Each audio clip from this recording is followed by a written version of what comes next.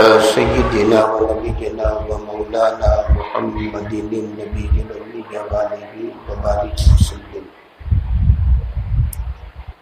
اللهم افتح علي فتوح العارفين بحكمتك وانشر علي رحمتك وذكر لي ما نسيت يا ذا الجلال والإكرام. صلی اللہ تعالی علی خیر خلقہ سیدنا محمد وآلہ واصحابہ اجمعین برحمتک یا ارحم الراحمین.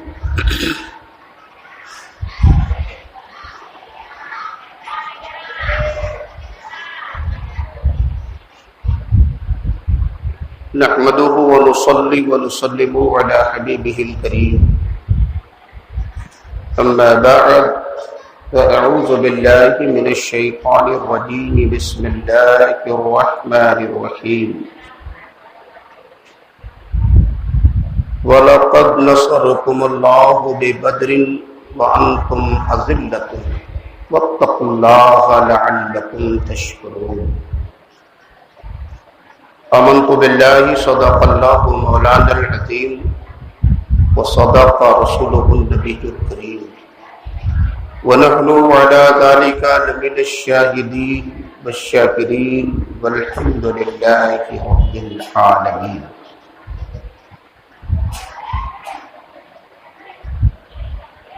مسجد بیت الرشید میں ختم قرآن کریم کی بابرکت تقریب اور شہدائے بدر کی یاد میں بیٹھنے والے جملہ حاضرین، معزز سامعین، احباب ملت و برادران اہل سنت، جماعسان علماء دین، السلام علیکم ورحمۃ اللہ وبرکاتہ.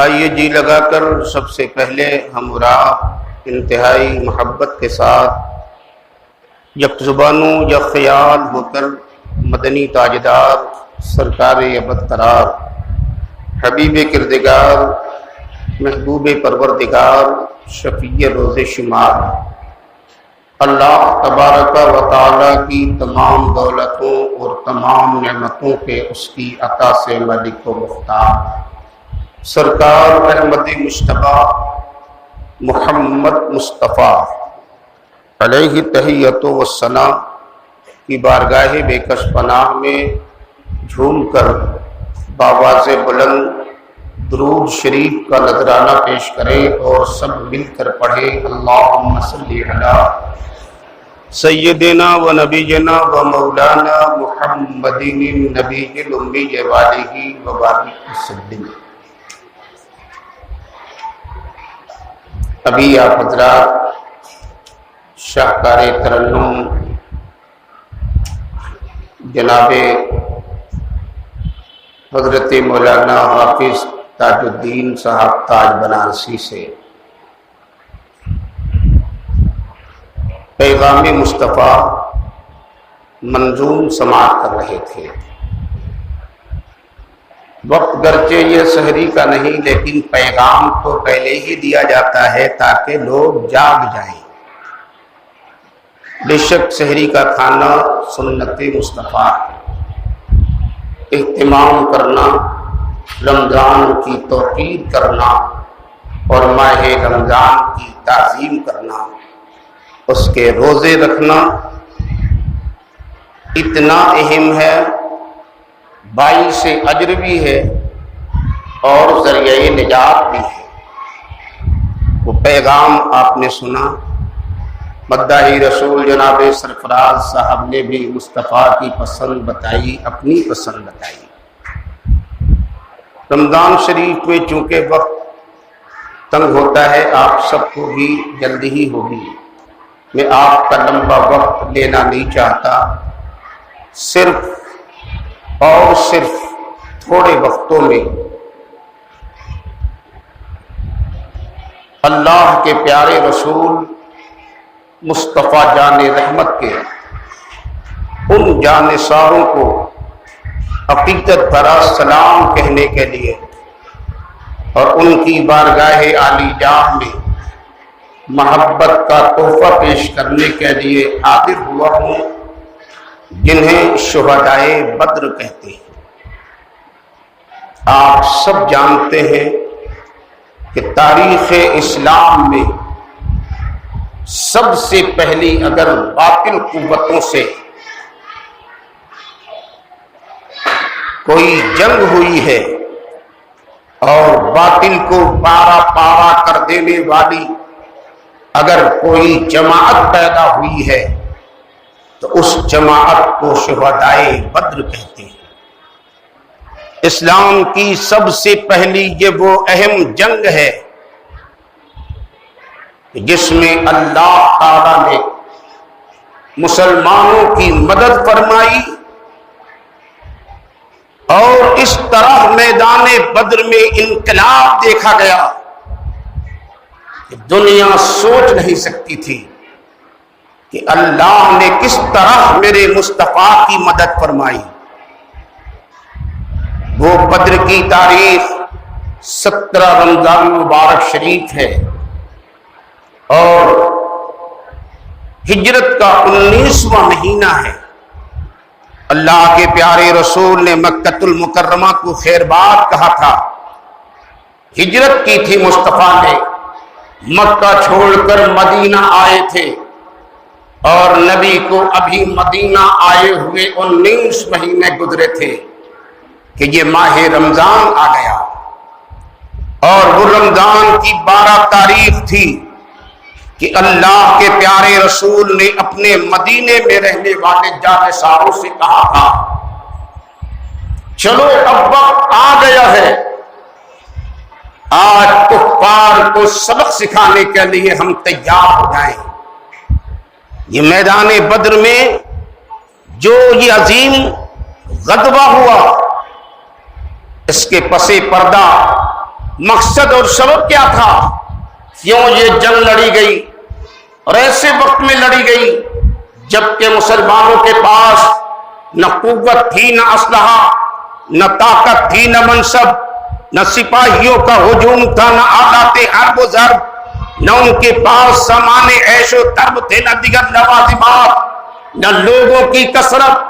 تاریخ بتاتی ہے 313 مسلمان تھے، اور ان کی پوزیشن یہ تھی، ان کے ہاتھوں ان کے پاس صرف ایک گھوڑا اور 80 اونٹ تھے، لوگوں کے پاس لڑنے کے واسطے مضبوط اسلحے بھی نہ تھے، کسی کے پاس تلواریں تھیں تو اس پہ آب نہیں، کسی کی نوک ٹوٹی ہوئی تو کوئی زخم خوردہ، اس طرح سے ٹوٹے پھوٹے ان کے پاس ہتھیار تھے۔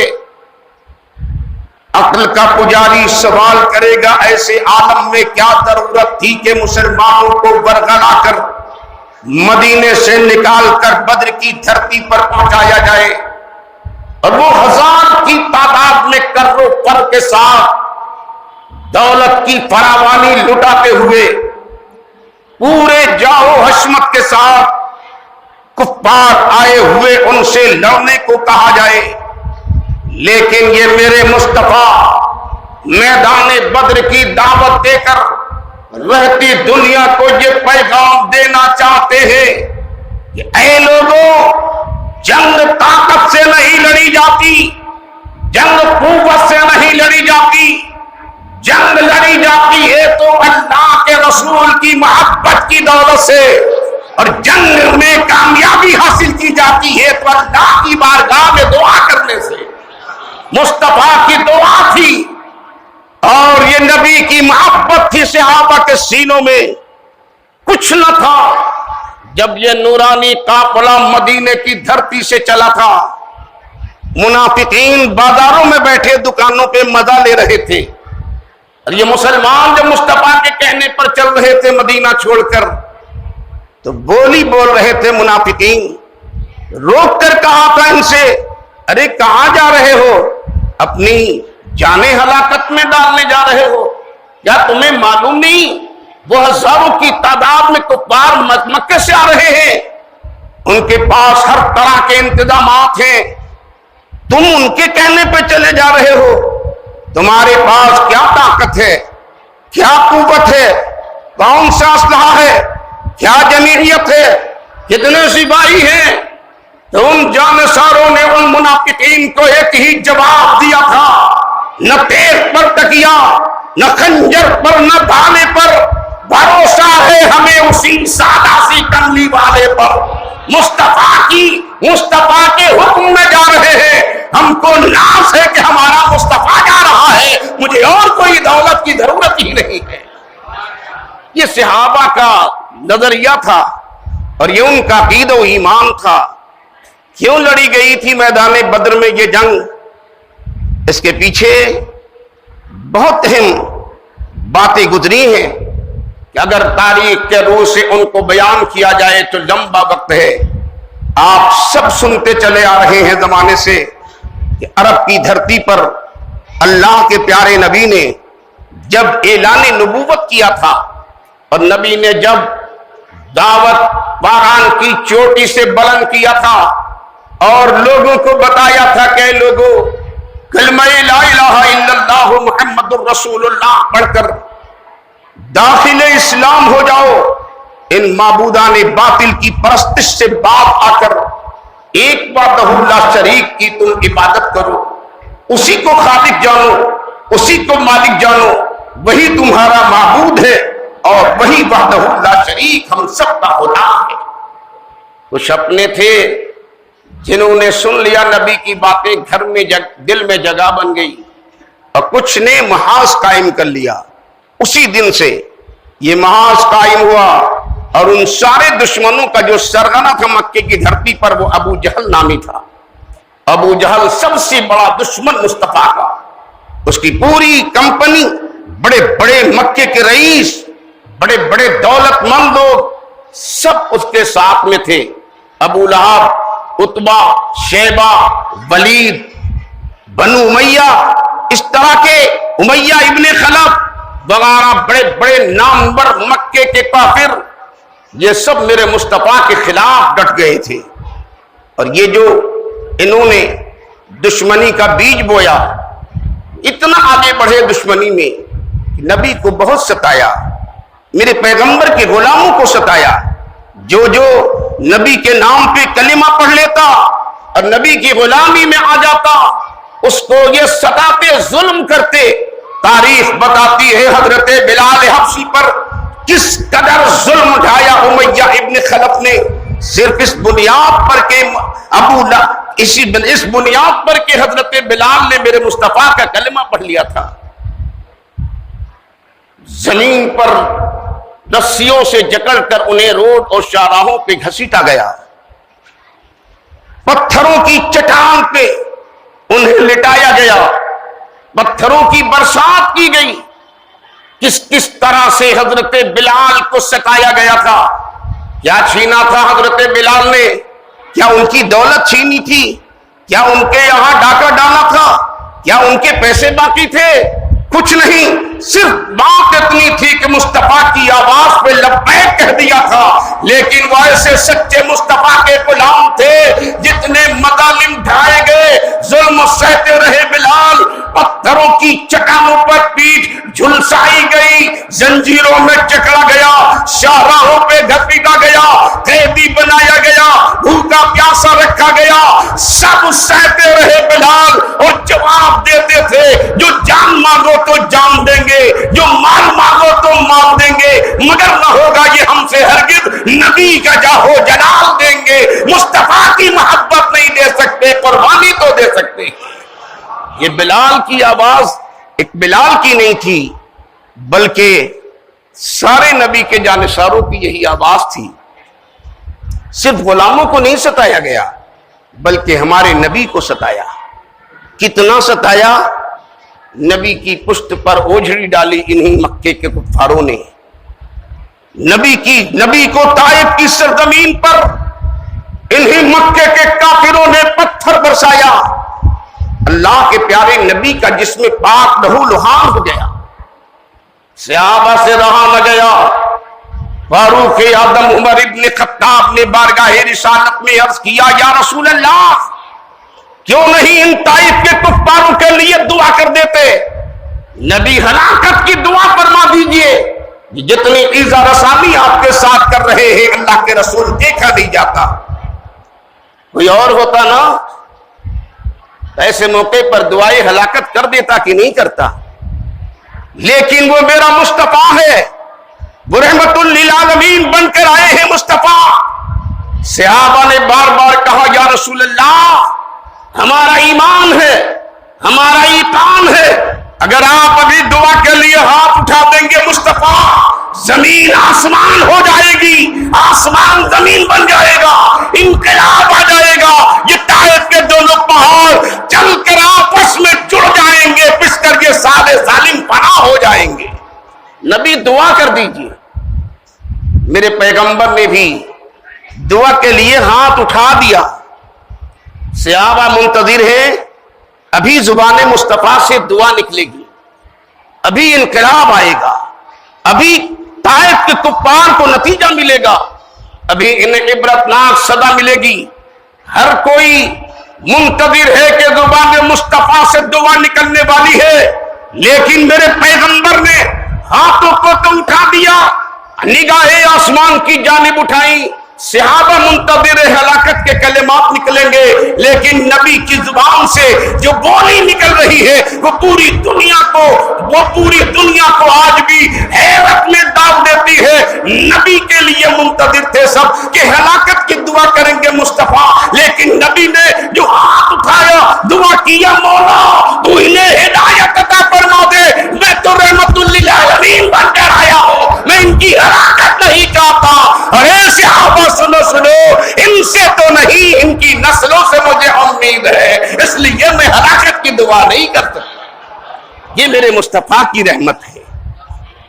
नबी ने दुआए हिदायत फरमाई। ऐसे वक्त में बहुत सताया गया, यहां तक कि सहाबा तंग आ गए, आजिज हो गए। लोगों के माल लूट लेते, जायदाद लूट लेते, खानदान पे कब्जे कर लेते, औलाद पे कब्जे कर लेते। बड़ी लंबी दास्तान है हिजरत से पहले की। अल्लाह के प्यारे नबी सब अंगेजते रहे। बाद सहाबा कहते, या रसूल अल्लाह, मुनासिब ये है कि हम लोग मक्का छोड़ दें और कहीं और अमन की जगह तलाश कर लें। अल्लाह के प्यारे नबी उन सहाबा से फरमाते, सब्र करो सहाबा, अभी अल्लाह का हुक्म नहीं आया है, जब तक कि खुदा का हुक्म नहीं आता मैं मक्का छोड़कर बाहर नहीं जाता। जितने मज़ालिम उठाए जाए, मुस्तफा सारे जुल्म बातिल के सहने को तैयार है।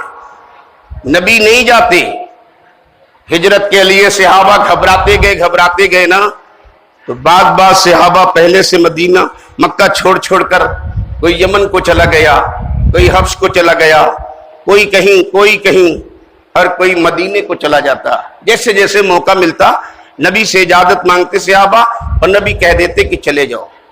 अब आप जरा अंदाजा लगाइए, जो नबी के वफादार हैं, जो हिमायती हैं, जो साथ में रहने वाले हैं, ये टोली भी यके बाद दीगरे नबी को छोड़ कर सब अपने अमन की जगह में चले जा रहे हैं।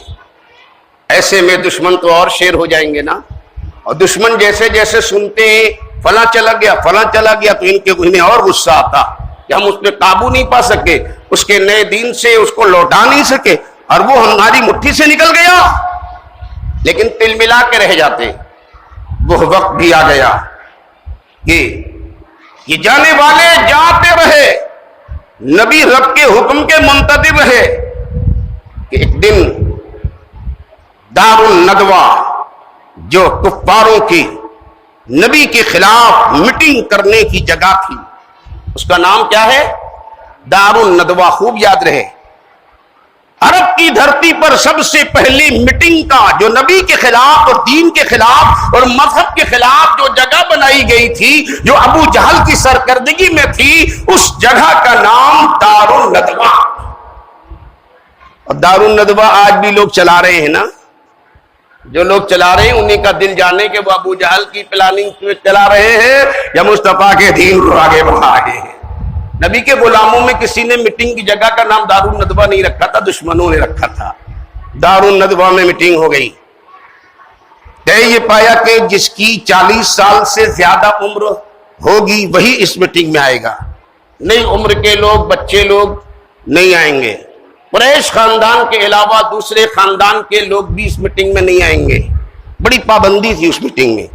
اور ابو جہل اس زمانے میں نبی کا سب سے بڑا دشمن، لیکن عمر میں بہت کم تھا، اس کی مہم پر یہ میٹنگ ہوئی۔ بڑے بڑے سرغنہ لوگ سب اس ندوہ میں اکٹھا ہوئے، اور ابو جہل 40 سال کی عمر نہیں تھی، کم تھی، اسے تو اس میں اصول کے مطابق انٹری نہیں ہونا چاہیے، لیکن چونکہ اس میٹنگ کا کنوینر تھا، اسی کی بنیاد پہ میٹنگ چل رہی تھی، اس لیے عام لوگوں نے ابو جہل کو اجازت دے دی تھی کہ ہاں ابو جہل کا رہنا بہت ضروری ہے، اس لیے کہ لوگ اس کی عقل پہ، دانشمندی پہ، دانائی پہ بہت ناز کرتے تھے۔ میٹنگ ہو گئی، اور جب سارے شرکا میٹنگ میں اکٹھا ہو گئے نا، میٹنگ شروع ہونے والی تھی کہ باہر دروازے پر ایک شخص سبز رنگ کا ریشمی جبہ امامہ پہنے باہر کھڑا نظر آیا۔ لوگ پہچانتے نہیں تھے، بڑا خوبرو آدمی، بڑا دلاور آدمی سمجھ میں آ رہا تھا۔ تو وہ لوگ باہر آئے، پوچھا آپ کون ہیں؟ کہا کہ ہم تو تمہارے ہی ساتھی ہیں، ہم نے سنا ہے کہ تم لوگ مصطفیٰ کے خلاف میٹنگ کر رہے ہو، اس لیے ہم بھی چلے آئے ہیں، ہم نجد سے آئے ہیں، نجد کے سرداروں میں ہمارا شمار ہوتا ہے۔ کام تھا یہ وہ جو ریشمی لباس پہنے اور ریشمی امامہ باندھے آیا ہوا تھا۔ تاریخ بتاتی ہے یہ ابلیس تھا جو انسانی شکل میں آیا ہوا تھا، اور اس نے اپنے آنے کی جو جگہ بتائی تھی وہ نہ مدینہ بتایا، نہ مکہ بتایا، نہ طائف بتایا، نہ اور حجاز کا کوئی علاقہ بتایا، اگر بتایا تو وہ نجد کا علاقہ بتایا۔ یعنی بتا کر دنیا والوں کو یہ کہنا چاہا نبی کے دشمن نجد میں رہتے ہیں، اور شیطان کا بسیرا اگر کہیں ہوتا ہے تو وہ نجد کا علاقہ ہوتا ہے۔ نجد میں نبی کے دشمن رہتے، شیطان وہی رہتا ہے۔ نجد جانتے ہیں نا، یہ وہی نجد ہے جس کے لیے اللہ کے پیارے نبی سے دعا کرنے کے لیے کہا گیا تھا۔ اہل حجاز نے کہا تھا، اہل نجد نے کہا تھا، نبی دعا فرما دی۔ حدیث میں آتا ہے ایک واقعہ ہے، نہیں صحابہ نبی کے دربار میں حاضر تھے، کچھ یمن کے لوگ تھے، کچھ شام کے لوگ تھے، مجلس جمع تھی۔ اللہ کے پیارے نبی جوش میں آ گئے، رحمت عام ہو گئی، عطا کا دروازہ کھل گیا، ساقی مائل بکرم ہو گیا۔ نبی نے دعا کے لیے ہاتھ اٹھائے، اور میرے پیغمبر نے رب کی بارگاہ میں دعا کیا، اللہم بارک لنا فی یمننا، اے اللہ تو ہمارے ملک یمن میں برکتیں نازل فرما۔ ملک یمن کے لیے نبی نے دعا کیا، میرے ملک یمن میں برکتیں نازل فرما۔ پھر اللہ کے پیارے نبی نے دعا کیا، اللہم بارک لنا فی شامنا، مولا تو ہمارے ملک شام میں برکتیں نازل فرما، شام میں برکتیں نازل فرما، یمن میں برکتیں نازل فرما۔ نبی نہ یمن میں رہتے ہیں، نبی نہ شام میں رہتے ہیں، پھر شام کے لیے کیوں دعا، یمن کے لیے کیوں دعا؟ وجہ یہ ہے نبی تو یمن میں نہیں رہتے، لیکن نبی کا ایک عاشق اور نبی کا ایک فدائی ملک یمن میں رہتا ہے، جہاں خدا والے رہا کرتے ہیں۔ اس دیار سے میرے مصطفیٰ کو پیار ہے، اس علاقے کی برکت کے لیے مصطفیٰ دعا کر کے رہتی دنیا کو یہ پیغام دے رہے ہیں، اے میرے غلاموں، جہاں جہاں خدا والے رہتے ہو اس دیار سے تم بھی پیار کیا کرو، وہ علاقہ رحمتوں کے نزول کا مرکز ہوتا ہے۔ یہی وجہ ہے کہ ہم لوگ اجمیر شریف سے، دیبا شریف سے، بریلی شریف سے، کلیر شریف سے، پانی پت شریف سے محبت رکھتے ہیں نا، اس لیے کہ یہاں اللہ والے رہتے ہیں۔ نبی نے دعا کیا ملک یمن کے لیے۔ کیوں ملک یمن سے پیار تھا مصطفیٰ کو؟ اس لیے کہ یمن کی دھرتی پر مصطفیٰ کا ایک غلام عاشق صادق رہتا تھا، جس کا نام ویسے کرنی تھا۔ کوئی پوچھے ملک شام کے لیے کیوں دعا کیا مصطفیٰ نے؟ شام کے ملک سے نبی کو کیوں پیار تھا؟ ملک شام کے لیے مصطفیٰ نے دعا کیا، اللہم بارک لنا فی شامنا، مولا ہمارے ملک شام میں برکت نازل فرما۔ کیوں کیا؟ نبی کو ملک شام سے پیار اس لیے تھا کہ ملک شام ان کے جد کریم ابراہیم خلیل اللہ کا مسکن، حضرت ہاجرہ کا ٹھکانہ، اور حضرت اسماعیل اور حضرت اسحاق کا ٹھکانہ اور مرکز تھا۔ اس لیے مصطفیٰ کو ملک شام سے پیار تھا۔ دنیا والوں کو بتایا جہاں خدا کے انبیاء رکھتے ہو اس جگہ سے پیار کیا کرو اور وہاں برکتیں نازل ہوتی ہیں۔ نبی نے دعا کیا، اور وہیں پہ نجد کے لوگ بھی بیٹھے ہوئے تھے۔ نجد کے لوگ دیکھا کہ آج بڑا اچھا موقع ہے، نبی دعا کر رہے یمن کے لیے، شام کے لیے، سب جگہ کے لیے۔ فوراً انہوں نے کہا یا رسول اللہ وفی نجدنا، نبی ہمارے ملک کے نجد کے لیے بھی دعا کر دیجئے۔ نبی نے انسنی فرما دی، کوئی دعا نہیں فرمائی۔ دوبارہ انہوں نے پھر کہا وفی نجدنا، اللہ کے نبی نے پھر کوئی جواب نہیں دیا، دعا بھی نہیں فرمائی۔ انہوں نے سمجھا شاید سن نہیں پا رہے ہماری بات، سمجھ رہے ہیں نا؟ نبی سن نہیں پاتے، یہ ذہن کون لوگ رکھنے والے؟ وہی نجد کے۔ انہوں نے سمجھا کہ سن نہیں پا رہے، اور تیسری بلند آواز میں تیسری بار کہا یا رسول اللہ وفی نجدنا، اللہ کے پیارے نبی نے دعا نہیں فرمائی، اور نبی نے فرمایا جانتے ہو یہ نجد وہ علاقہ ہے جہاں سے شیاطین کی جماعت پیدا ہوگی اور جہاں سے فتنے جنم لیں گے۔ یہ وہ جگہ ہے جو برکت کے لیے دعا نبی نے نہیں کی ہے بلکہ فتنوں کی آواز کا بتایا ہے۔ یہ وہی نجد ہے جو آج نیا نام ریاض رکھ کر باغیوں کی طرف سے وہ دارالحکومت بنا ہوا ہے۔ ریاض یہ پرانا نام اس کا نجد ہے، اتنا بدنام تھا کتابوں میں نجد کہ انہوں نے سوچا نجد کو اب دارالحکومت بنا دیا جائے، دنیا میں بڑی بدنامی ہوگی، تو نجد کا نام ہٹا کر ریاض رکھ دیا۔ علاقہ وہی ہے، وہیں سے شیاطین پیدا ہوتے جنم لیتے ہیں۔ فتنے جتنے پیدا ہوئے، آج وہابیوں کے فتنے، دیوبندیوں کے فتنے، سب کی آماج گاہ وہی نجد ہے۔ بہرحال بات دوسری طرف نہ چلی جائے، میں لمبا وقت نہیں چاہتا۔ عرض یہ کر رہا تھا کہ دارالندوہ میں وہ ریشمی لباس والا اور ریشمی امامے والا آیا، حیرت میں پڑے یہ لوگ کہاں سے آئے؟ اس نے کہا کہ ہم نجد سے آئے، وہاں کے اپنے قوم کا سردار ہیں، آپ لوگ ان کے خلاف میٹنگ رچاؤ، مجھے معلوم ہوا، اس لیے میں بھی آ گیا کہ میں آپ کی بھی رائے سنوں گا اور پھر میں اپنی رائے بھی آپ کو دوں گا۔ چنانچہ ان کا ہم نوا ملا، انہوں نے اس کو بھی جگہ دے دیا، بیٹھا لیا، میٹنگ چالو ہوئی، طرح طرح کی تجویز سامنے آتی رہی، اور جو تجویز آتی وہ یہ جو نجد سے وہاں کی قوم کا سردار بن کر آ گیا، یعنی ابلیس سب سے پہلے کھڑا ہو جاتا اور کہتا تمہاری تجویز معقول نہیں ہے، تم ایسا کرو گے تو اس کا یہ رزلٹ ملے گا۔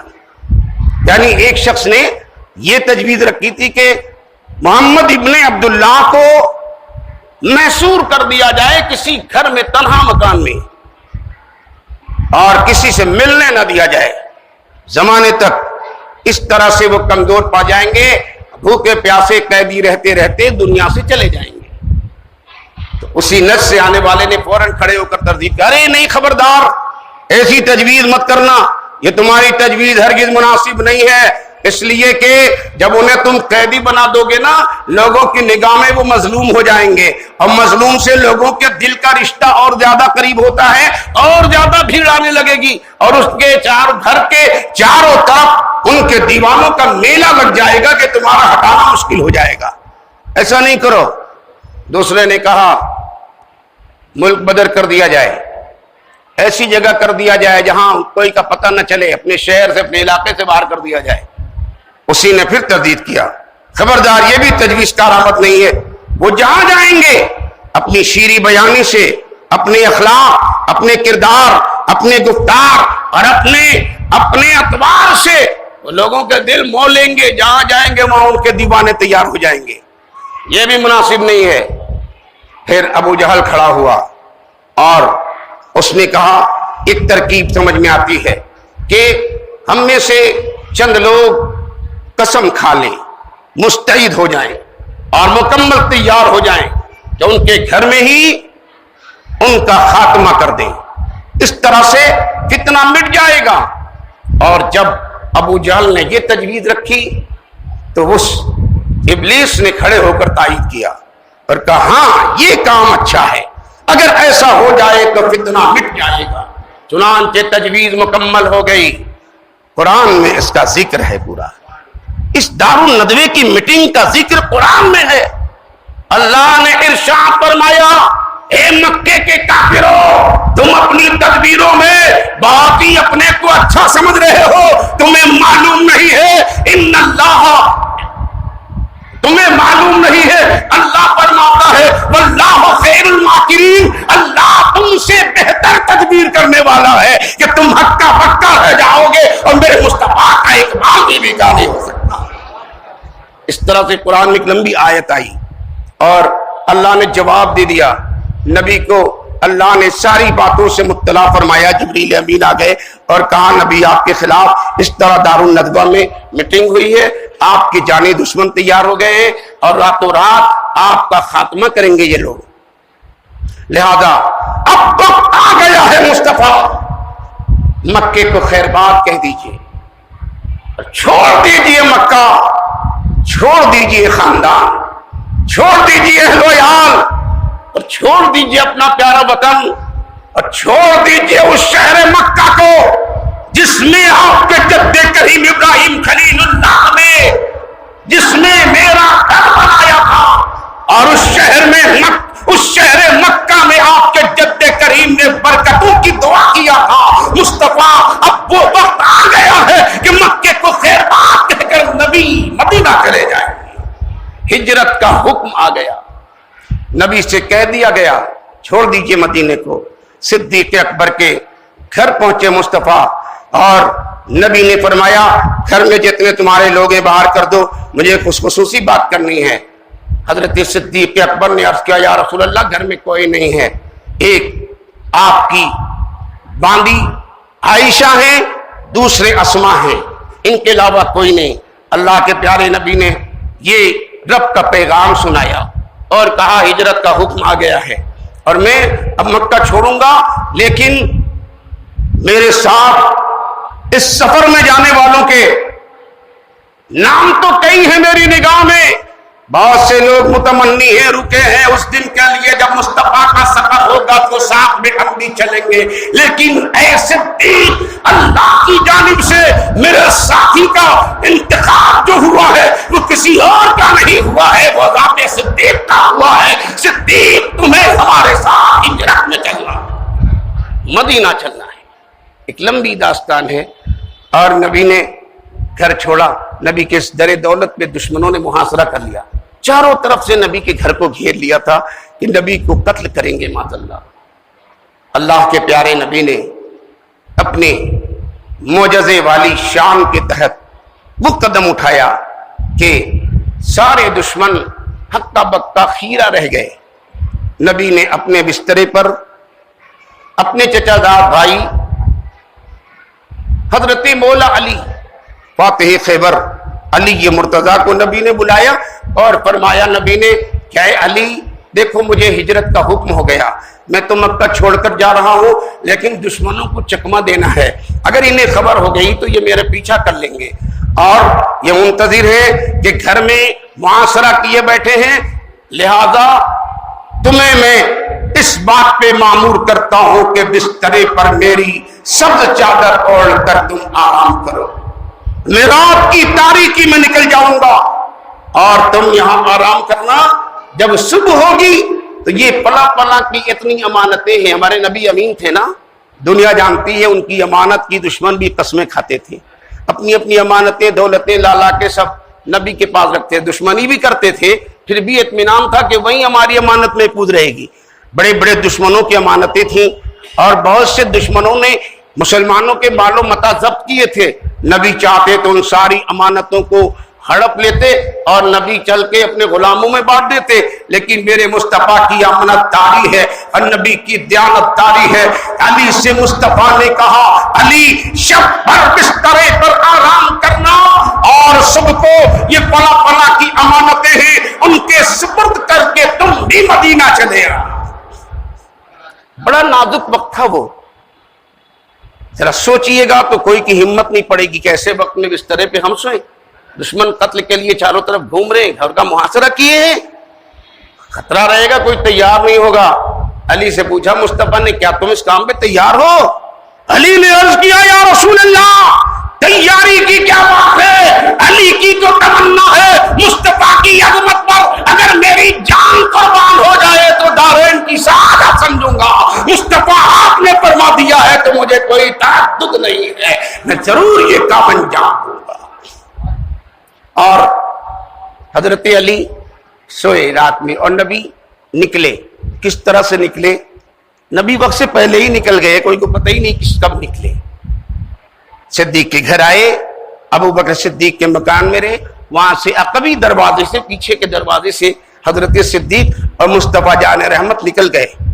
اور یہ دشمن جو سامنے آتے تھے نا، یہ میرے مصطفیٰ کا معجزہ اور نبی کا کمال، جس کے دروازے پر گھر کے چاروں طرف دشمن تلوار برہنہ لیے کھڑے ہو، جیسے وہ کوئی ہمت کرے گا گھر سے باہر نکلنے کی، لیکن یہ مصطفیٰ کا کمال تھا، دشمن کے لرزے میں، دشمن کی نگاہوں کے سامنے میرا مصطفیٰ نکلا چلا جا رہا ہے، اور نبی اپنے ہاتھوں میں مکے کے ریگزاروں کو لیا ہے، گرد و غبار اور مکے کی مٹی کو نبی نے مٹھی میں لیا ہے، ان کے اوپر مصطفیٰ پھینکتے جا رہے ہیں، پھینکتے جا رہے ہیں، شاہد الوجوہ، شاہد الوجوہ کے کلمات پڑھتے جا رہے ہیں، مصطفیٰ لرزے سے نکلتے جا رہے ہیں، کوئی دشمن مصطفیٰ کو جاتے دیکھ ہی نہیں پا، سب کے سب اندھے ہو گئے، مصطفیٰ نکل گئے، ایسے نکل گئے نبی نکل گئے،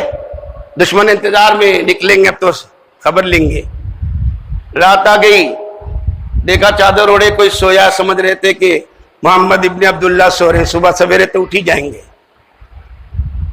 انتظار میں رات گزری، تیسرا پہر گزر گیا، صبح ہونے والی ہے۔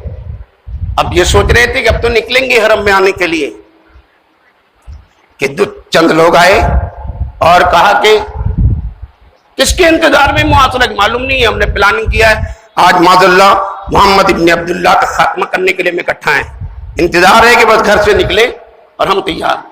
ارے تمہیں خبر بھی ہے، وہ تو راتوں رات نکل گئے۔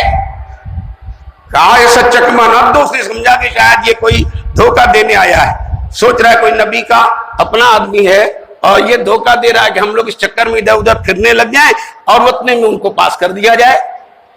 کہا نہیں سچ کہہ رہا ہوں، یہ لوگ منتشر ہوئے ادھر ادھر آپس میں باتیں کرنے لگے، پھر کہا بھائی کسی نے تو نہیں دیکھا؟ اس نے کہا تمہیں خبر ہی نہیں، ارے یہ جو سویا ہوا ہے یہ محمد ابن عبداللہ کا کی ذات نہیں ہے، بلکہ ابو طالب کا بیٹا ابو علی مرتضیٰ سویا ہوا ہے۔ جب یہ کہا، لوگوں نے قریب جا کر دیکھا تو واقعی حضرت علی ملے، مصطفیٰ تو ہے ہی نہیں، کیسے نکل گئے؟ کہا تمہارے سروں پہ گرد اڑاتے نکل گئے، تمہاری آنکھوں میں دھول جھونکتے نکل گئے، ذرا اپنے سروں کا محاسبہ کرو، اپنے سروں پہ جو ہاتھ لگایا انہوں نے نا، تو ان کے سارے سر گردوں سے اٹے ہوئے تھے۔ یہ نبی وہ اللہ نے کلمات خاص مصطفیٰ کو دیے تھے، نبی یہ پڑھتے آپ نکل جائیے، دشمن کے سامنے سے نکل جائیں گے، دشمن کی آنکھیں خیرہ ہو جائیں گی، وہ آپ کو دیکھ بھی نہیں پائیں گے۔ اور علی ایسے پرخطر ماحول میں، علی کو تو ایک منٹ نیند نہیں آنا چاہیے نا، یہ ماحول کا اندازہ لگا کے آپ بھی سوچ سکتے ہیں ایسے خطرے میں کون سوئے گا، کسے نیند آئے گی، جان ہتھیلی پر ہے، کب دشمن وار کرتے دھوکہ ہی سے کر دے، معاذ اللہ محمد کو سمجھ کے ہی علی پہ وار کر دے، خطرہ تو ہوگا نا، لیکن علی کو کوئی خطرہ نہیں، کوئی فکر نہیں، کوئی اندیشہ نہیں۔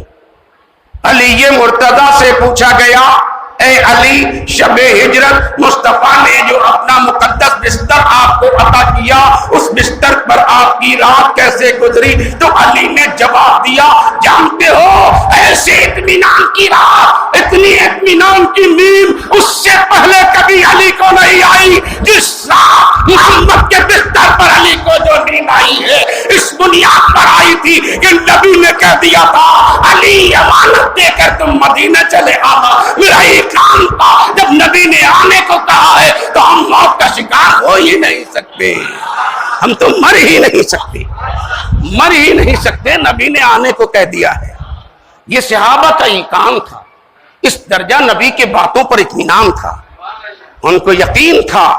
نبی نے کہہ دیا علی چلے آنا، مطلب سمجھ لیا تھا کہ علی کو کوئی دشمن زیر تلوار کر ہی نہیں سکتا۔ چنانچہ اس طرح علی یہ مرتضی اس طرح پر ہجرت ہوئی، لمبے واقعات ہیں ہجرت کے۔ نبی مدینہ آئے، بہت ستایا، بہت تباہ کیا، ایسے ایسے ظلم ڈھائے۔ ایک صحابی تھے مسلمان ہو گئے تھے، ان کی بیوی، ایک چھوٹا بچہ، ننھا بچہ، انہوں نے ہجرت کے لیے نبی کی بارگاہ میں عرض کیا، یا رسول اللہ اتنا دشمن ستارے، تنگ آ گیا ہوں، نبی اجازت دے دیجئے میں کہیں چلا جاؤں۔ نبی نے فرمایا جاؤ، یثرب کو چلے جاؤ۔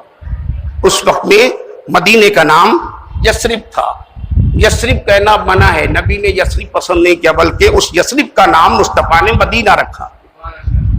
مدینہ رکھ کر مصطفیٰ نے اپنے مدینے کے لیے اللہ کی بارگاہ میں دعا کیا تھا۔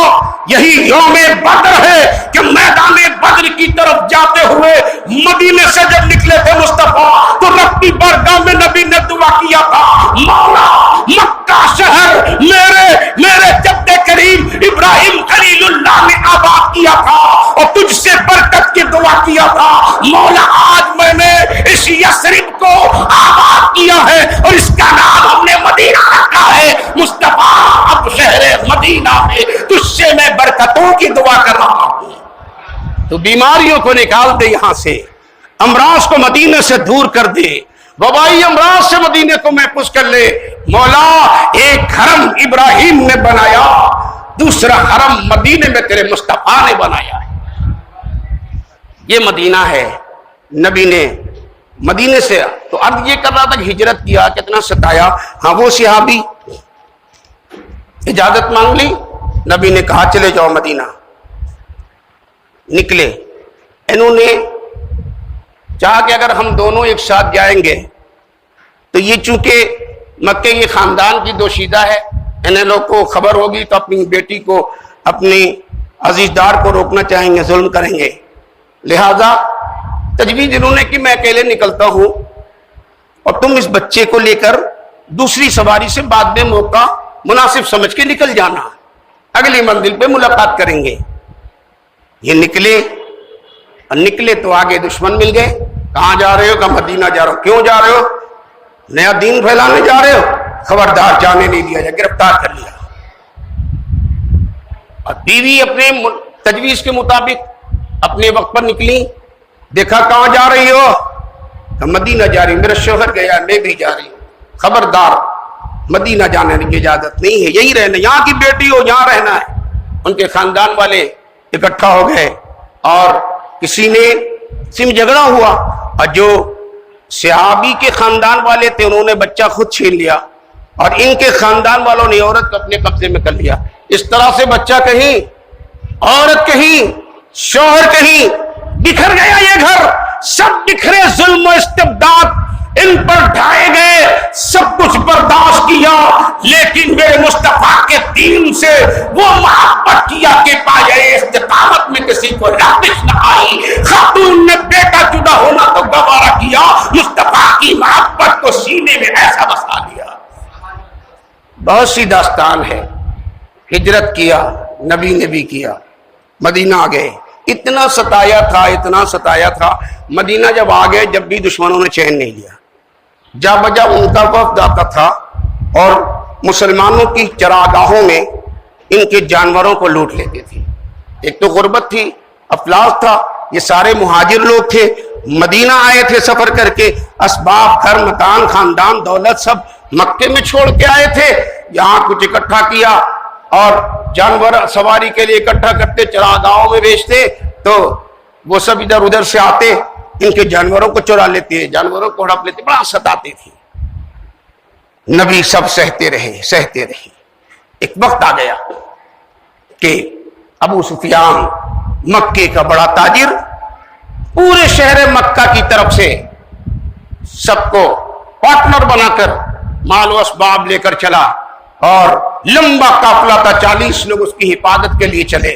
مکے سے چلا، ملک شام گیا، اور ملک شام میں تجارت کیا، بڑا نفع حاصل کیا، بہت نفع حاصل کر کے مال اور دولت اکٹھا کر کے ملک شام سے اب لوٹ رہا تھا کہ میرے پیغمبر کو خبر ہو گئی کہ ابو سفیان بڑی تجارت میں فائدہ کر کے ایک لمبا نفع حاصل کر کے لوٹ رہا ہے، لہذا اب موقع آ گیا ہے کہ اے مدینہ والوں، ہجرت کر کے مکہ چھوڑ کر آنے والوں، وہ وقت آ گیا ہے کہ آج تم اپنے نقصان کا بدلہ ابو سفیان کی کے قافلے سے لے لو، سنا ہے بڑی دولت اکٹھا کر کے جا رہا ہے، نکل چلو اور ہم چل کر اس کا تعاقب کریں گے۔ نبی نے اپنے مشیر کاروں میں یہ مشورہ لیا۔ ابو سفیان چلا تھا، لوٹ کر جا رہا تھا، بڑا نفع، بڑی دولت، بڑی جماعت تھی، کافی اسباب تھے، اس کو بھی کہیں سے پتہ چل گیا کہ نبی اور ان کے صحابہ پیچھا کر رہے ہیں، تعاقب کر رہے ہیں، مکے کا بدلہ لینا چاہتے ہیں۔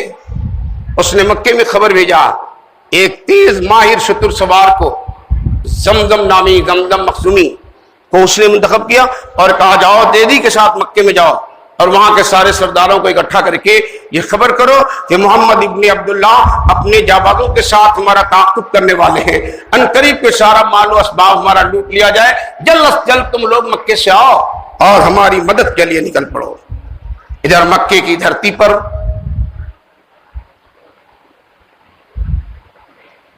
میرے مصطفیٰ کے خاندان کی ایک خاتون جن کا نام عاتقہ ہے، عاتقہ نے خواب دیکھا اور صبح کو اپنے بھائی عباس کو بلایا اور کہا کہ شب میں نے ایک ایسا بھیانک خواب دیکھا ہے کہ مجھے تو سمجھ میں نہیں آتا، معلوم ہوتا ہے کہ یہاں پر عذاب آنے والا ہے، پورا مکہ شہر تباہ ہونے والا ہے۔ بھئی کیا خواب دیکھا؟ اس خاتون نے کہا میں نے خواب دیکھا ہے کہ وادی ابطح میں ایک شخص ہے جو شتر سوار ہو کر آیا ہے اور وہ یہ آواز دے رہا ہے، اے مکہ کے تاجروں اور مکہ کے کفاروں، اپنی اپنی قتل گاہوں کی طرف نکل پڑو اور ایک عذاب آنے والا ہے، تم سب تباہ و برباد ہونے والے ہو، نکل چلو اپنی قتل گاہوں کی طرف۔ پھر میں نے دیکھا کہ وہ مسجد پر گیا، وہاں اعلان کیا، پھر خانہ کعبہ کی چھت پر گیا اور وہاں پر کھڑے ہو کے اعلان کیا، پھر اس نے جبل ابو قبیس کی چوٹی پر کھڑے ہو کر یہی اعلان کیا اور ایک پتھر کی چٹان، وزنی چٹان وہاں سے اس نے لڑکائی کہ وہ زمین پر آتے آتے پوری چکنا چور ہو گئی، ریزہ ریزہ ہو گیا اور اس پتھر کا ایک ایک ٹکڑا مکے کے ہر کافر کے گھر گھر میں پہنچا۔ یہ بھیانک خواب میں نے دیکھا ہے۔ عباس نے کہا بھائی دیکھو خواب تو تمہارا واقعی بڑا خطرناک ہے، عاتقہ نے منع کیا کہ کسی کو خبر مت دیجیے گا۔ بہرحال انہوں نے اپنے ایک دوست سے بتا دیا، دوست نے کسی اور سے تھوڑی ہی دیر میں یہ بات مکے میں گشت کر گئی۔ ابو جہل کو معلوم ہوا، میٹنگ جٹ گئی۔ ابو جہل نے عباس کو بلایا اور کہا کہ یہ تمہارے بنو ہاشم کے قبیلے میں ایک نبی پیدا ہوا، اس پر تم کو بھروسہ نہیں رہا، اب تمہارے یہاں نبیاں بھی پیدا ہو گئی، یہ کیا بات ہے؟ کہا تمہارے یہاں کی خاتون نے ایسا خواب دیکھا ہے، اگر 3 دنوں میں اس کی تعبیر سامنے آئی تو ٹھیک ہے، ورنہ میں خانہ کعبہ کی دیوار پر تختی لکھ کر آوازہ کرا دوں گا کہ قبیلہ بنو ہاشم کے لوگ عرب کی دھرتی پر سب سے بڑے جھوٹے لوگ ہیں۔ اس طرح سے حضرت عباس کہتے ہیں مجھے بڑا ناگوار گزرا، میں گھر میں لوٹ آیا، یہاں خواتین نے مجھے لان تان کیا اور کہا کہ ابو جہل بڑی زبان درازی پہ اتر گیا ہے، پہلے ہمارے مردوں کو کہتا تھا اب ہماری عورتوں پہ حملہ کر رہا ہے، تم جواب نہیں دیتے۔ اس طرح سے 3 دن گزرے اور تیسرے دن وہ ابو سفیان کا بھیجا ہوا ایلچی مکے کی دھرتی پر آیا اور اس نے مکے کے دروازے پر پہنچ کر اپنے اونٹ کی ناک کاٹ رکھی تھی، کان کاٹ دیے تھے، اور اس نے اعلان کیا، اے لوگو، ابو سفیان کا میں قاصد ہوں، مصطفیٰ جان رحمت کے لوگ ان کا تعاقب کرنے کے لیے مدینے سے نکل چکے ہیں، نکلو مکے سے اور اپنی جماعت کی مدد کے لیے اور تاجروں کے قافلے کی حفاظت کے لیے تم مکہ چھوڑ کر فوراً باہر آؤ۔ ابو جہل نے سنا، اوروں نے سنا، ایک افراتفری مچ گئی، ایک کوہرام مچ گیا مکے میں۔ اور پھر یہ بڑے بڑے مالدار تاجر، یہ وہ سب لوگ تعاون کے لیے تیار ہوئے، کوئی پیسہ دیتا، کوئی دولت دیتا، کوئی اونٹ دیتا، کوئی اسلحہ دیتا۔ اس طرح سے یہ پوری جماعت نکل پڑی 1000 کی تعداد میں مکے کی دھرتی سے۔ ابو جہل، عتبہ، شیبہ، ولید، دیگر مکے کے بڑے بڑے کافر کی سرکردگی میں یہ قافلہ مکے سے نکلا۔ ادھر اللہ کے پیارے رسول نکلے تھے، اور چونکہ کوئی بہت بڑی جنگ کرنے کی پلاننگ نہیں تھی، اس لیے کوئی لمبی جماعت نہیں تھی۔ جتنے لوگ اس وقت میسر آئے جو اکٹھا رہے ہو سکے وہی ساتھ میں آ گئے۔ 12 رمضان کو نبی نکلے، تعاقب کیا مصطفیٰ نے، لیکن معلوم ہوا وہ کوئی راستہ بدل کر کسی راستے سے نکل گیا، اور اس نے مکے میں خبر بھی بھیج دیا کہ اب ہم ان کے نرغے سے نکل گئے ہیں، اطمینان و سکون سے ہم مکہ پہنچنے والے ہیں، لہذا تم لوگ اپنی پلاننگ چینج کر دو، اور اب مکہ چھوڑ کر باہر آنے کی ضرورت نہیں ہے۔ یہ خبر مل چکی تھی کفاروں کو۔ اس کے باوجود ابو جہل کو ایک خلش تھی، دشمنی پہلے سے تھی، پھر بھی وہ تنا رہا اور کہا ہم نے قدم نکال دیا ہے تو لوٹ کر نہیں جائیں گے، اگر آج لوٹ گئے تو ان کا حوصلہ بڑھ جائے گا، ہم چلیں گے اور ایسی عبرتناک صدا دیں گے کہ ہمیشہ کے لیے مصطفیٰ اور ان کے غلام کی بولی بند ہو جائے گی اور ان کی ہمتیں جواب دے جائیں گی۔ اس ضد میں وہ رکا نہیں۔ بہت سے درمیان میں حالات پیدا ہوئے، لوگ مشورہ دیتے تھے لوٹو کام ختم ہو گیا، لیکن مانا نہیں، چلایا۔ کیوں نہ آتا؟ اللہ نے قرآن میں ذکر کیا ہے، جب ہم نے چاہ لیا تو اے کفارو، مکے سے تمہیں بلا کر اس وادی میں اکٹھا کر دیا، اور جب ہم تمہارا خدا چاہے گا تمہارا وجود دنیا سے مٹ جائے گا۔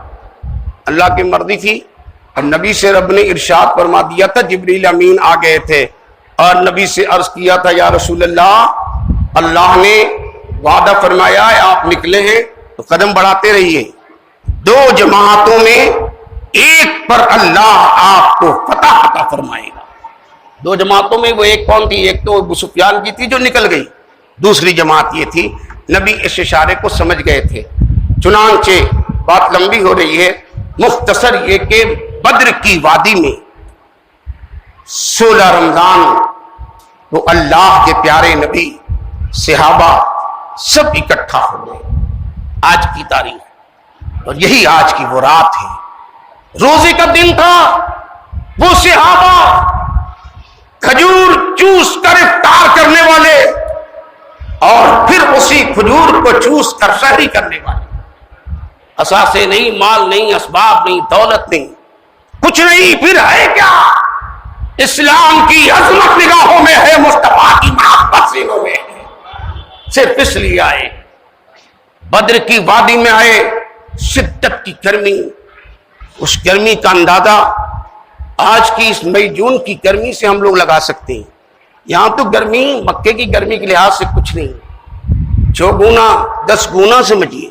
وہ ایک زاری علاقہ، ہوائیں لو چل رہی ہوتی، روزے کی کیفیت ہوتی، اور یہ بدر کی وادی میں ہواؤں کے ذریعے ریگزارے اڑ اڑ کر بالوں میں اٹھتے، آنکھوں میں سماتے، کیسی مشکل کا وقت ہے، لیکن ان سے صحابہ کی ہمتوں کو سلام کہیے، ایک کے قدم بھٹکتے نہیں ہے، سب مصطفیٰ کی رضا پر ہمیشہ تیار رہتے۔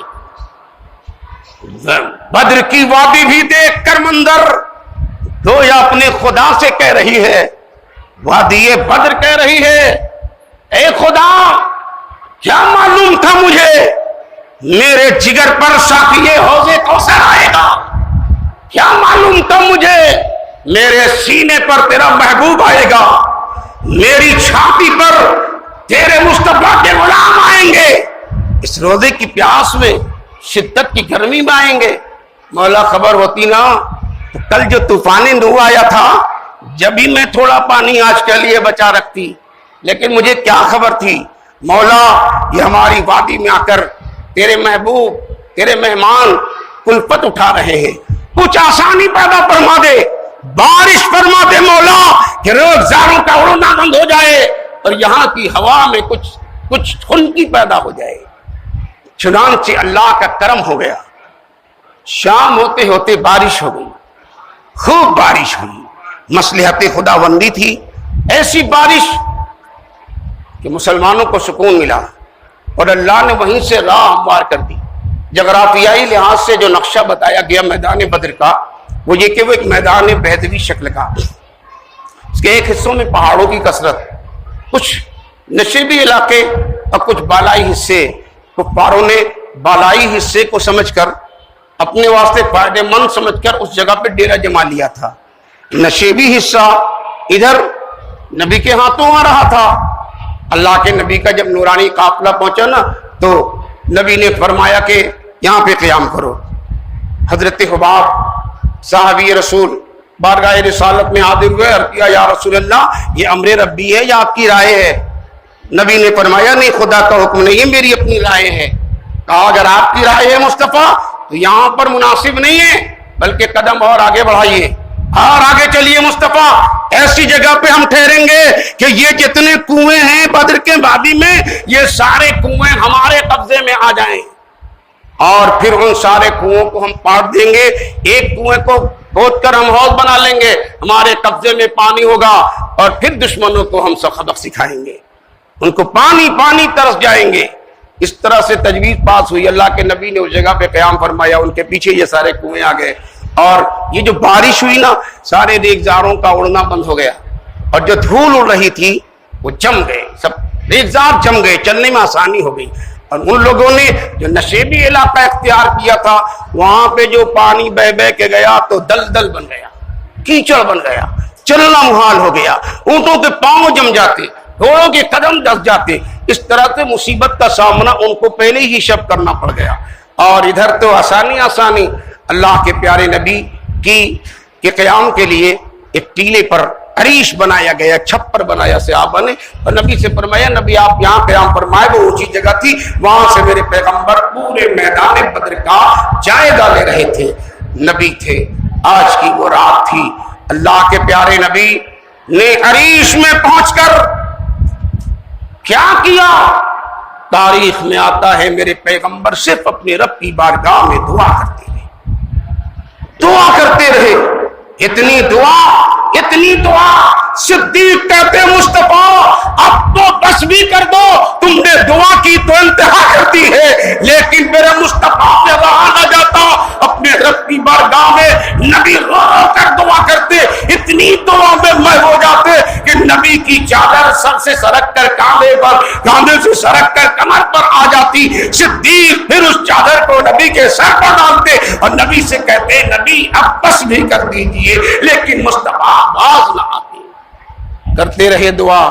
اور نبی نے کتنی مضبوط دعا مانگی، حدیث میں آتا ہے دنیا میں آج تک نہ اس سے پہلے کسی نے ایسی دعا کی اور نہ قیامت تک کوئی ایسی دعا کر سکتا ہے جو دعا نبی نے کی۔ اور اس دعا میں کتنا اختیار ہے، کتنا چیلنج ہے۔ اللہ کو پوری دنیا میں کوئی طاقت نہیں جو چیلنج کر دے، لیکن چیلنج کرنے والی اگر ذات کوئی ہے تو وہ میرے مصطفیٰ کی ذات ہے۔ نبی نے عریش کی چھپر میں وادی بدر میں اپنے رب سے دعا کیا، مولا یہی وہ میری کمائی ہے، یہی وہ میرا سرمایہ ہے، یہی وہ میری پونجی ہے، یہ 313 مسلمان جن کو میں نے تیری رضا کے لیے مسلمان کیا ہے، مکے سے بٹور کر انہیں مدینے لایا ہوں۔ اے مولا اگر یہ جماعت آج مٹ گئی تو تو یاد رکھنا قیامت تک روح زمین پر تجھے کوئی خدا کہنے والا پیدا نہیں ہوگا۔ یہ نبی کی اتنی بڑی دعا تھی، چیلنج کر دیا نبی۔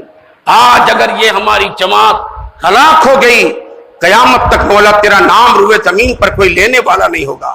حقیقت بھی یہی تھی، اگر بدر کی وادی میں یہ مسلمان شہید ہو جاتے، ہلاک ہو جاتے، تو پھر قیامت تک اسلام کا پرچم جو آج دنیا میں لہرا رہا ہے یہ نہ لہرا پاتا۔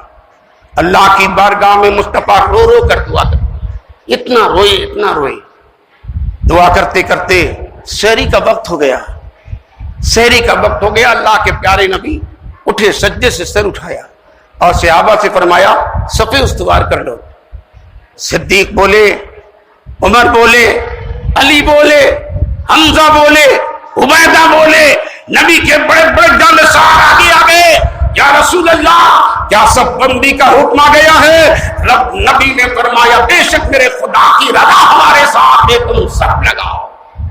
سب نبی لگانے لگے، مستوار کر دیا۔ صحابہ کہتے ہیں کہ وہ ٹھنڈی ہوا جو چلی اور جو بارش آئی، ایسی اچھی ہمیں نیند آئی اور اتنے مزے سے ہم لوگ سوئے کہ صبح کو بالکل تندرست و توانا ہو کر ہم لوگ اٹھے۔ ذرا سی کسی کے بدن میں تھکن نہ تھی، وہ کلپت نہ تھی، وہ مشقت کی تکلیف نہ تھی، بالکل ہم لوگ تندرست و توانا تھے۔ نبی سب لگا رہے تھے، کیسے کیسے جانثار تھے۔ گھبرا رہے ہیں آپ لوگ؟ ختم کر دیا جائے، آخری مرحلہ تھوڑی دیر اور۔ یہ یوم بدر ہے، تاریخ بدر ہے، شہدائے بدر کو سلام کیجیے گا، آپ کے اسلام میں زندگی آ جائے گی اور ایمان میں اجالا پیدا ہو جائے گا۔ بدر کے شہداء سب لگا رہے تھے، اس میں حضرت سواد ایک نبی کے صحابی، اسود، حضرت اسود نے جوش ایمانی میں سب سے بار بار آگے چلے جاتے۔ نبی سب لگا رہے، برابر کر رہے، وہ آگے بڑھ جا رہے ہیں۔ کس لیے آگے بڑھ رہے ہیں؟ سرخروئی کی تمنا ہے، جذبے میں بیدار ہیں، آگے بڑھ جا رہے، دشمن کو پہلے میں ہی وار کروں گا۔ نبی نے سب استوار کے دیکھا، آگے بڑھ جا رہے۔ اللہ کے پیارے نبی اپنے ہاتھوں میں ایک نیزہ لیے ہوئے تھے یا تیر لیے تھے یا کوئی چھڑی لیے ہوئے تھے کہ نبی نے سب کو ایک ساتھ کرتے ہوئے دیکھا کہ اسود بار بار آگے بڑھ جا رہے۔ ان کے پیٹ پہ نبی نے ہلکی سی ضرب لگائی اور کہا استوی یا سواد، اے سواد برابر ہو جاؤ۔ حضرت سواد نام ہے ان کا، برابر رہو، آگے نہ بڑھو۔ پیٹ میں ہلکی سی ضرب لگی، چوٹ لگی۔ تھوڑی دیر گزری کہ وہ حضرت سواد بلکنے لگے، رونے لگے، آوازاری کرنے لگے۔ لوگ متحیر ہو کر، حیرت زدہ ہو کر دیکھنے لگے، تمہیں کیا ہو گیا؟ نبی سامنے سے گزرے، روک کر سواد نے کہا یا رسول اللہ، آپ نے جو چھڑی سے میرے پیٹ پر ضرب لگائی ہے، تکلیف سے بے قرار ہوں، مجھے شدت کی تکلیف ہے، نبی میں اس کا آپ سے بدلہ چاہتا ہوں۔ آپ تو انصاف کے پیکر ہیں اور عدل کے سرچشمہ ہیں، مصطفیٰ آپ انصاف کر دیجئے تاکہ کبھی کوئی آپ پر انگلی اٹھانے والا نہ پیدا ہو۔ یہ جو جرأت مندانہ باتیں سنی اور لوگ حیرت میں پڑ گئے، سواد کو کیا ہو گیا ہے؟ بدلہ لینے کی باتیں کر رہا ہے۔ میرے نبی کھڑے ہو گئے، اپنی قمیص اور زرہ نبی نے کھول دی، چونکہ اس وقت سواد کا بطن برینا تھا، سامنے قمیص نہیں کھلی تھی۔ نبی نے بھی اپنی قمیص کھول دی اور کہا اگر تمہیں میری چھڑی سے چوٹ لگی ہے، تکلیف ہے، تو تم بھی اپنی ضرب سے اپنا بدلہ لے لو۔ میرے نبی کا عدل و انصاف دیکھیں، قمیص کھول دی، پیٹ سامنے آیا۔ جو یہ پیٹ آیا سامنے، نبی کا بطن مطہر سامنے آیا، سارے لوگوں کی نگاہ لگی تھی، سواد کو کیا ہو گیا ہے؟ نبی سے بدلہ لینے کی باتیں کر رہا ہے، لیکن جب نبی کا بطن مطہر برہنہ ہوا، سواد آگے بڑھے اور بڑھ کر نبی کے بطن مطہر پہ بجائے ضرب لگانے کے اپنے لبوں کو لگا لیا اور چوم کر کہا مولا سواد کی تمنا پوری ہو گئی کہ دنیا میں جانے سے پہلے مصطفیٰ کے جسم سے میرا ہوٹ مس ہو گیا، میرا ہوٹ مس ہو گیا ہے۔ یہ نبی کے دیوانوں کی پوزیشن ہے۔ نبی پوچھا، نبی نے یہ کیا کیا تم نے؟ کہا یا رسول اللہ یہ اس لیے میں نے کیا، جانتا ہوں صبح آپ کے قدموں پر میری جان نچھاور ہوگی، دنیا چھوڑ کر جاؤں گا، پھر نبی آپ کا دیدار نصیب ہو کہ نہ ہو۔ اللہ تعالیٰ اگر یہ سوال کرے مجھ سے اس وقت دنیا سے تم کیا لے کر آئے ہو، تو مصطفیٰ میں رب کو کیا جواب دوں گا؟ نمازوں پر، روزوں پر، اپنے حج و زکات پر، عبادت پر تو بھروسہ نہیں ہے۔ مصطفیٰ میں رب کی بارگاہ میں یہی کہوں گا تیرے حبیب کے بطن کا بوسہ لے کر آیا ہوں رب کی بارگاہ میں۔ نبی کے صحابہ ہیں۔ اللہ کے نبی نے صحابہ کو تسکین فرمائی، صف استوار تھی، اور پیغمبر نے ارشاد فرمایا ابو بکر عمر میری نگاہیں دیکھ رہی ہے، تم سب اطمینان رکھو، میری نگاہ دیکھ رہی ہے، کل صبح فتح کا جھنڈا ہمارے ہاتھوں میں ہوگا، اور یہ سارے دشمن جو اکڑ رہے ہیں، نخوت اور رعونت میں چور ہیں، جن کے یہاں رقاصائیں آئی ہیں، جو ناچ رہی ہے، گا رہی ہے، شراب پہ شراب چل رہا ہے، ان سب کو میری نگاہ دیکھ رہی ہے کہ کل سب یہ سارے دشمن میں ایک ایک شخص مارا جائے گا، اور جو جہاں جہاں مارا جائے گا میں وہ بھی جانتا ہوں، میری نگاہ وہ بھی دیکھ رہی ہے۔ یہ نبی کا علم غیب ہے۔ لوگ کہتے ہیں انہیں علم غیب نہیں ہے، کل کیا ہونے والا ہے، کون کہاں مرے گا، اسی کا نام تو غیب ہے نا۔ نبی فرماتے ہیں میں دیکھ رہا ہوں۔ لوگوں نے کہا بھی آپ دیکھ رہے ہیں تو بتائیے کون کہاں مارا جائے گا۔ اللہ کے پیارے نبی نے اسی رات میں جب صف لگا رہے تھے مصطفیٰ، اپنی چھڑی اپنے عصا سے نبی میدان میں پھرتے جاتے، چلتے جاتے، اور پھر ایک نشان کھینچتے، اور نبی فرماتے جانتے ہو ابو جہل یہاں مارا جائے گا، پھر نبی کے شان کھینچتے، اور نبی فرماتے جانتے ہو ولید یہاں مارا جائے گا، عتبہ یہاں مارا جائے گا، شیبہ یہاں مارا جائے گا، امیہ یہاں مارا جائے گا۔ ایک ایک دشمن کا نام لے لے کر مصطفیٰ نے نشان کھینچا تھا، اور نبی نے شب کے حصے میں بتا دیا تھا کون کون دشمن کہاں کہاں مارا جائے گا۔ یہ نبی کا علم غیب نہیں تو اور کیا ہے؟ علم غیب مصطفیٰ پر باتیں کرنے والوں، اللہ کی عطا سے مصطفیٰ عالم غیب ہے، اور کوئی غیب کیا، تم سے نہا ہو بھلا جب نہ خدا ہی چھپا تم پہ کرو رو تو۔ 17 رمضان آ گئی، صبح کا وقت آ گیا، اور نماز فجر ادا کی گئی، اعلان جنگ ہو گیا۔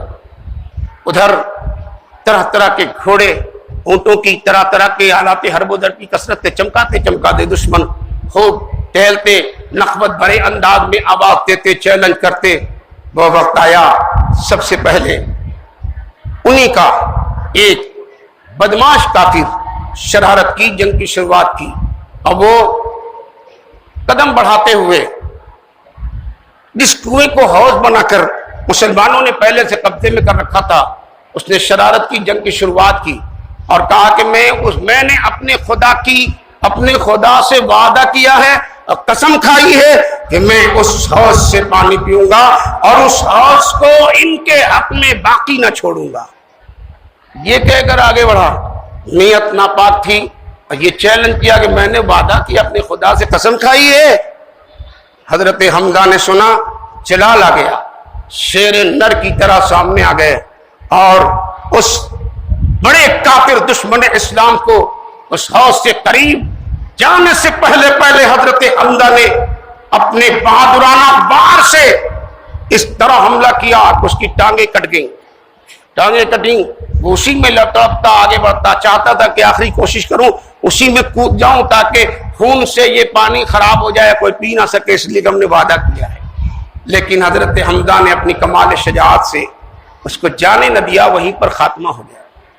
جب یہ خاتمہ ہوتے دشمنوں نے دیکھا، اب ان کے اندر جوش آ گیا، سامنے آئے، حل میں موارث کی آواز آئی۔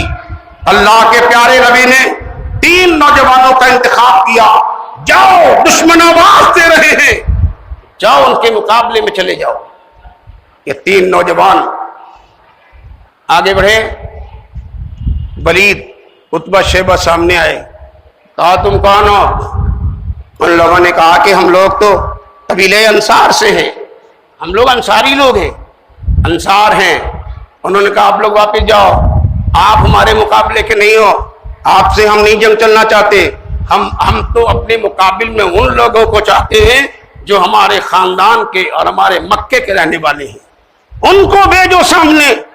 یہ تینوں نوجوان لوٹ کر آئے، اللہ کے پیارے نبی کی بارگاہ میں عرض کیا، یا رسول اللہ، یہ کافر، یہ دشمن بڑے غرور میں ہیں، بڑے نخوت میں ہیں، یہ تو کہتے ہیں تم ہمارے لائق ہی نہیں کہ ہم تم سے مقابلہ کریں، ہمارے مقابلے کے لیے ان کو بھیجو جو عرب کے قبیلے کے ہیں، مکے کے لوگ ہیں اور جو قریش خاندان کے ہیں، ایسوں کو بھیجو۔ اللہ کے نبی نے فرمایا بڑی ناقدی کر رہے ہیں یہ سب، ٹھیک ہے اگر چیلنج ہی کر دیا، میرے پیغمبر کو جلا لایا اور نبی نے اپنے صحابہ کا جائزہ لیا، ارشاد فرمایا مصطفیٰ نے، تم یا عبیدہ، تم یا علی، تم یا حمزہ، اے حمزہ چلے جاؤ تیار ہو جاؤ، اے علی مقابلے کے لیے تیار ہو جاؤ، اے عبیدہ تیار ہو جاؤ مقابلے کے لیے۔ تینوں ذاتیں وہ تھیں جو مکے کی رہنے والی شیر نر تھیں، لوگ دیکھتے تھے دہل جاتے تھے۔ فتح خیبر کی شجاعت و دلیری تو آپ نے سنائی ہے نا، فتح خیبر کہلاتے ہیں۔ آج نبی نے ان کے کہنے پر انتخاب کر دیا، جاؤ عبیدہ جاؤ، علی جاؤ اور حمزہ جاؤ۔ تینوں ذاتیں سچ کر لیس ہو کر تیار ہو کر میدان میں پوچھا ولید نے، ولی سامنے تھا، ایک طرف عتبہ ایک طرف شیبہ کو لیا تھا، یہ بڑے سرگنا تھے وہاں کے۔ تینوں سامنے آئے، آپ لوگ کون ہو؟ جانتے نہیں ہو؟ چونکہ زرہ پہنے ہوئے تھے وہ پہچان نہیں سکے۔ پوچھا کون ہو آپ؟ کہا جانتے نہیں ہو ابو طالب کا بیٹا علی آیا ہے؟ جانتے نہیں ہو محمد ابن عبداللہ کا چچا حمزہ آیا ہے؟ جانتے نہیں ہو یہ عبیدہ ہے جو تمہارے مقابلے کے لیے آیا؟ اپنا تعارف کرایا۔ پھر ان تینوں نے اپنی شجاعت و دلیری کے ساتھ وہ زوردار حملہ کیا۔ آنے واحد میں علی نے شیبہ کو اور حمزہ نے ولید کو اور ابو عبیدہ نے وہ شیبہ کو اپنے ہاتھوں میں جکڑ لیا، اور ان دونوں نے، علی نے اور حضرت حمزہ نے تو فوراً ان کا کام تمام کر دیا، لیکن ابو عبیدہ اور شیبہ میں گتھم گتھا ہوئی، چلتی رہی یہ جنگ، آپس میں سوال و جواب ہوتا رہا کہ علی خالی ہوئے اپنے وار سے اور حمزہ خالی ہوئے اپنی وار سے، دیکھا کہ عبیدہ الجھے ہوئے ہیں، یہ دونوں پہنچے اور شیبہ پہ جو وار کیا، ایک ہی وقت میں یہ تینوں مکے کے بڑے بڑے دشمن بدر کی وادی میں علی کے ہاتھوں اور حمزہ کے ہاتھوں اور ابو عبیدہ کے ہاتھوں جو غارت ہوئے اور جہنم رسید ہوئے کہ پورے میدان میں کوہرام مچ گیا۔ ادھر لات و عزا کی مناجات ہوتی رہی، ادھر مسلمانوں کا قافلہ تھا کہ نعرہ ہے تکبیر و رسالت سے پوری فضا گونج گئی۔ اب کیا ہے میدان بدر میں؟ جوش ہے ایمان کا، جوش ہے اسلام کا، پروانہ وار جانثار میدان میں آتے رہے، یکے بعد دیگر میدان میں حملہ کرتے رہے، اور پھر میدان بدر میں وہ وقت بھی آیا، علی کہتے ہیں پورے شباب کے ساتھ جنگ چل رہی تھی، ایک ایک بڑے دشمن آتے رہے، مارے جاتے رہے۔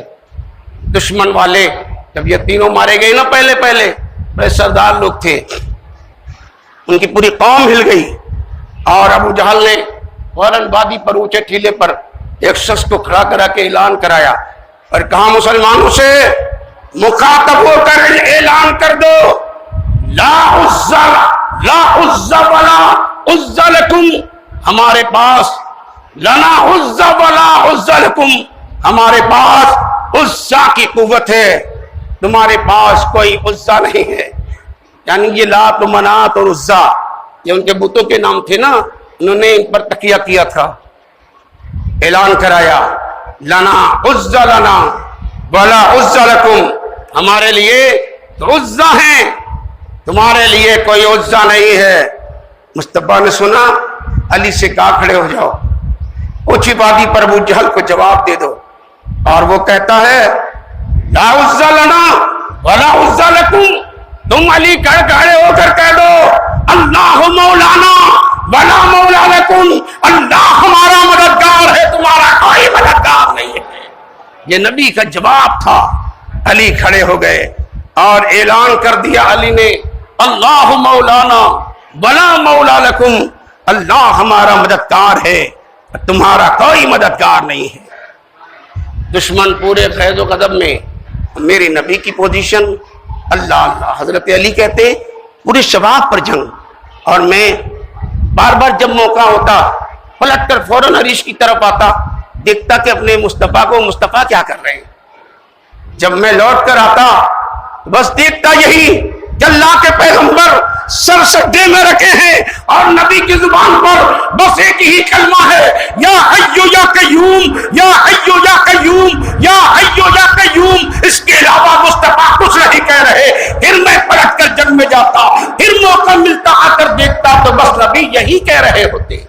नबी सज्जे में सर रखकर बार बार यही कहते रहे कि वो वक्त आ गया। अल्लाह के नबी ने रब की बारगाह में दुआ किया, मौला तूने मुझसे वादा किया था ना कि हम तुम्हारी मदद करेंगे, जाओ मुस्तफा वो वक्त आ गया है मौला मदद का।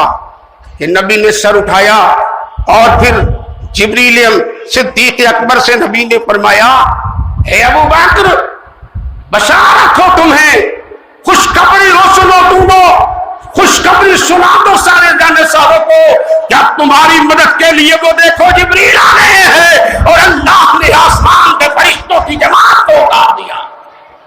कुरान में जिक्र है पूरा। पहले 3000 मलाइका आए, नबी ने कहा कि 3000 नहीं 5000। अल्लाह ने 5000 मलाइका भेजे मैदान बद्र में मुसलमानों की मदद के लिए। जंग पूरे शबाब पर चलती रही। हजरत औफ फरमाते हैं कि ऐसा वक्त आया मेरे दाएं बाएं दोनों तरफ 2 नन्ही उम्र के बच्चे आ गए, और जिनमें एक का नाम मुआज था और दूसरे का नाम मुअब्बस। ये दोनों मेरे दाएं बाएं आ गए। मैं बड़ा हैरान हुआ कि ऐसे वक्त में दुश्मन सामने हैं, ये बच्चे बगल में आ गए, बड़ी गलत हो गया। कोई ऐसे वक्त में तो तजर्बेकार माहिर सिपाही बहादुर शख्स की जरूरत थी, वो मदद में आता, बगल में रहता तो मदद होती। इन बच्चों से क्या मिलेगा। मैं बड़ा तकल्लुफ में था कि उधर से मुआज ने मुझे कहा, ए अम्मे मोहतरम चाचा जान, क्या आप अबू जहल को पहचानते हैं? हाँ अबू जहल को पहचानता हूं। तुम्हें उससे क्या काम है? जरा मुझे भी बताइए कि अबू जहल कहाँ है। तो तुम्हें क्या काम है? कहा सुना है अबू जहल मेरे नबी को गालियां देता है। ए चाचा जान, हमने ये कसम खाई है कि या तो मैं अपने हाथों से अबू जहल का खात्मा करूंगा या मुस्तफा की अजमत पर अपनी जान पर निशावर करूंगा। ये नन्हे बच्चे थे। मास की बात अभी खत्म न हुई थी कि दूसरी तरफ से मुअव्वज़ बोले, वही बात, चाचा जान जरा मुझे बताइए अबू जहल कहाँ है? पूछा क्या काम है अबू जहल से? कहा सुना है कि वो मेरे नबी को गालियां देता है। हमने भी कसम खाई है कि या तो जान दे दूंगा या उसकी जान ले लूंगा। हजरत औफ कहते हैं सुनकर मैं हैरान रह गया, ये नन्हे बच्चे और इतना हौसला। बहरहाल हौसला तो है, और जब तक देखा गया सामने अबू जहल आ ही गया, दुश्मनों के अपनी टोली में सरदार था पूरी जमात के साथ, आ गया सामने और इन्होंने फौरन इशारा किया, देखो बच्चों वही अबू जहल है जो अपनी जमात में अकड़ता हुआ टहल रहा है। जो ये बच्चों ने देखा कि कदम तेजी से आगे बढ़ाया और दोनों बच्चों ने एक बार की अबू जहल पे इस तरह का वार किया, एक ही वार में अबू जहल ने जो जमीन थामी तो फिर जमीन से दोबारा उठ ना सका, टांगे कट गई, कब्रों गारक हो गया, खून के धारे बह निकले। बच्चे फख्र के साथ नबी के दरबार में आ गए। अर्ज किया बच्चों ने, या रसूल अल्लाह, आपके बड़े दुश्मन को हमने अपनी तलवार से कत्ल किया, अपनी तलवार से कत्ल किया है। अल्लाह के नबी की बारगाह में मुआज आ गए, मुअव्वज़ आए। दोनों बच्चों ने कहा, वो कहते हमने कत्ल किया है, वो कहते या रसूल अल्लाह हमने कत्ल किया है। यानी आपस में ये दोनों में मीठे झगड़े। वो कहते हमने किया, वो कहते हमने किया। अल्लाह के नबी ने फरमाया तुम दोनों ने किया तो क्या जिस तलवार से तुमने वार किया अबू जहल पे, क्या उस तलवार को तुमने पानी से धो दिया, कपड़े से पोंछ दिया? कहा नहीं या रसूल अल्लाह, अभी मेरी तलवारें जो कि तू हैं, खून उस पे वैसे ही तरोताजा है। नबी ने फरमाया जाओ और अपनी तलवारों को ले आओ। मुआज लेकर आए, मुअव्वज़ लेकर आए, दोनों की तलवारें खून आलूद थीं। नबी ने अपनी आंखों से देखा اور دیکھنے کے بعد میرے پیغمبر نے ارشاد فرمایا اے معاذ اور اے محمد تم دونوں جھگڑو نہیں کہ ہم نے کیا بلکہ میری نگاہ نبوت دیکھ رہی ہے ابو جہل کا خاتمہ تم دونوں نے مل کر کیا ہے اور اس کی فتح کا جھنڈا تمہارے سر پر رہے گا۔ اللہ نے بدر کے میدان میں مسلمانوں کو فتح حاصل کیا اور قرآن میں ذکر آ گیا وَلَقَدْ نَصَرَكُمُ اللَّهُ بِبَدْرٍ وَأَنْتُمْ أَذِلَّةٌ وَاتَّقُوا اللَّهَ لَعَلَّكُمْ تَشْكُرُونَ۔ اے مسلمانوں کیا نہیں جانتے ہو بدر کے میدان میں اللہ نے تمہاری مدد کیا تھا جبکہ تم نہایت کمزور تھے، بس ڈرو اپنے خدا سے اور اس کے شکر گزار ہو جاؤ۔ میدان بدر کی داستان بھی لمبی ہے، یہ رمضان کا مہینہ اتنا لمبا آپ نے وقت دے دیا، مجھے خود تردد ہو رہا ہے کہ آپ کا وقت زیادہ نہ لگے، پھر بھی وقت زیادہ ہو گیا، باتیں باقی ہیں۔ نبی کے بڑے بڑے معجزات میدان بدر میں دیکھنے میں آئے۔ تلواریں نہیں تھیں، ایک صحابی تھے لڑ رہے تھے، ان کی ٹوٹی ہوئی تلوار پہلے ہی سے زنگ خوردہ تھی اور ٹوٹ گئی بارگاہ رسالت میں آگے عرض کیا یا رسول اللہ میری تلوار ٹوٹ گئی، اب تو لڑنے کے لیے کوئی ہتھیار نہیں بچا، پیغمبر اب دشمن سے مقابلہ کیسے کروں؟ پیغمبر نے وہیں پر رکھی ہوئی ایک کھجور کی سوکھی ہوئی شاخ کو اٹھایا اور اس لکڑی کو مصطفیٰ نے صحابی کے حوالے کیا۔ نبی نے فرمایا جاؤ اس سے تم تلوار کا کام کرو، یہ تلوار سے تیز تمہارا مدد کرے گی۔ اور جو انہوں نے لکڑی کو فضا میں لہرایا ان کا بیان ہے کہ وہ ایک چمکدار مضبوط تلوار ہو کر چمکنے لگ گئی۔